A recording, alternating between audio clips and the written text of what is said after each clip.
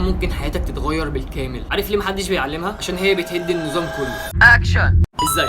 بونو تخيل لو في علوم بتديك قوه حقيقيه، قوه تفهم بيها الناس، تتحكم في مشاعرك وتقدر تغير الواقع بتاعك بنفسك. العلوم دي مش سحر، بس هي ممنوع من التدريس في المدارس والجامعات، ويسموها دايما باسم مرعب، العلوم المحرمه.